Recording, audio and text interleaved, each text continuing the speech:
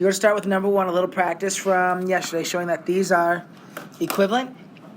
You can draw a diagram, you can use the distributive property, and then we're going to jump. I want to make sure we're all good before we jump into some practice on number 2. So the difference from yesterday to today is now we're incorporating negatives.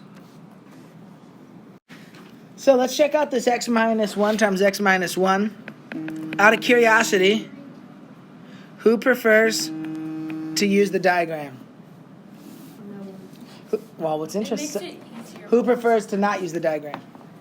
What's crazy is there's another class today that was almost exactly flipped. They almost all preferred the diagram. Anyway, I'm going to choose not to use the diagram and use the distributive property to get x squared minus x plus 1. When I combine my like terms, I get x squared minus 2x plus 1. All right. I want you to next try number 2, ABC. Put a little star next to 2C for me. That is the most missed problem on the quiz that will be coming Tuesday. This first one, A. I'll just do it right here. I'm going to distribute and get x squared minus x. I'm going to distribute and get an x minus 1. So when I had this plus and minus, what's happening to these middle terms, do you notice? They cancel each other out. So x squared minus 1. For B, I'm going to do the same thing. I'm going to distribute the x, get x squared plus 3x. I'm going to distribute the negative 2, get negative 2x minus 6. And what's happening with those middle terms again? There's some canceling happening. Right? So I'm left with x squared plus x minus 6.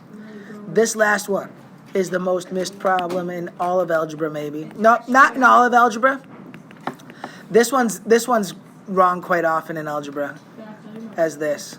That does not, well, it does equal negative 9. X squared minus this is the most, anyway, I'm going to distribute the x squared minus 2x, distribute the negative 2, minus 2x plus 4, for an x squared minus 4x plus 4. The most common wrong answer is x squared plus 4. The second most common wrong answer is x squared minus 4. Let's talk about why. Good job. Have I ever told you guys before, like math is visual or something? Yes, I talk about it all the time. I get that when we look here, I get that it looks like x squared plus 4. Get that this looks like, oh, distribute the square. But we're not distributing the square unless we're doing x minus 2 times x minus 2, which is this. And here's what you're confusing it with. How many terms are inside the parentheses here? 2. It's a binomial. You're confusing it with something like this, like 5x cubed squared. How many terms are inside of that?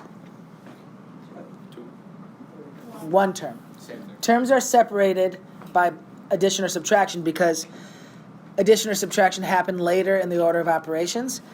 So right now in here I got a 5 times x times x times x.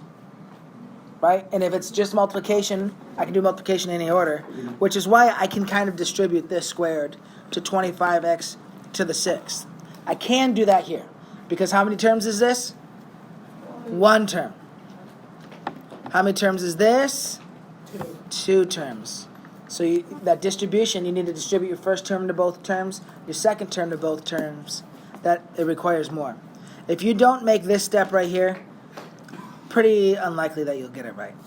It doesn't mean it's impossible, but it's unlikely.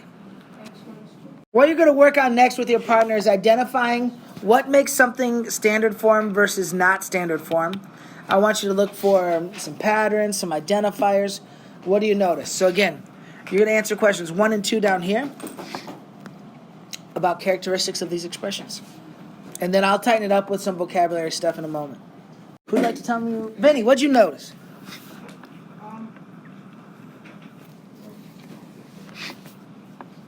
Like, what's a defining characteristic that you see in the list for standard form?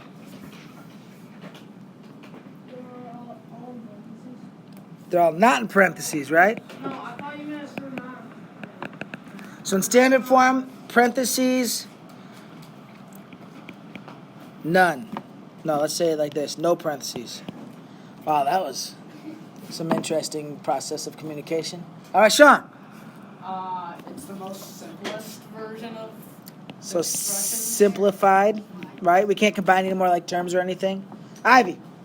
Well, like it's like what you would like simplify the non-standard form to. Like, Yeah, we can go that way to that way. Yeah. Okay, cool. JP. I said they all have exponents. Okay, do they all have just any exponent? They're all squared. Yeah. They all have x squared. So there's a little more that we need to. I'm going to give you some words for parts of these. It's built of pieces. Okay, and the simplest thing it can be built of would be a constant. And that is the 5 here. That is called a constant. Is it 6 the constant? Yeah, they all actually have a constant. So we've got a -1, a 0, a 0, a 6, and a 1. So all of these have a constant. And it's a constant like if you think about that problem where we're shooting the cannon. It's where it started, right? The variable doesn't impact where it started. Whether it shot it fast or slow or gravity, it doesn't matter. That's where it started no matter what. It's constant. Does that make sense in context of the cannon? Where did it start? 10 feet in the air or something? No matter how fast or whatever, it starts 10 feet. So that's the constant. Next, we have the -2x. That is called the linear portion. So if we think back to the cannon, when it was going 406 miles per hour, our function was 406t, that constant rate of change.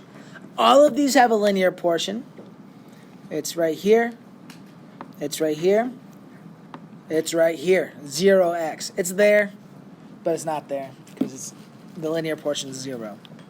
So they all actually have a linear portion.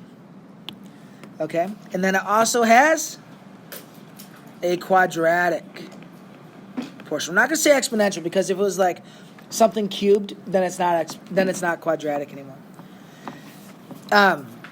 So they all have a second power. And actually they all have to have that to be quadratic, right? With no second power, it'd just be linear or constant.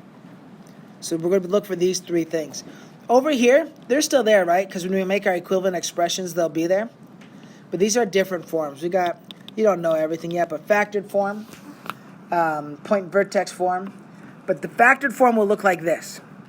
This is an example of factored form. So is this. And so some things that you might notice is they would require distribution to turn into standard form. Okay? Also, they all have parentheses, which shows that distribution.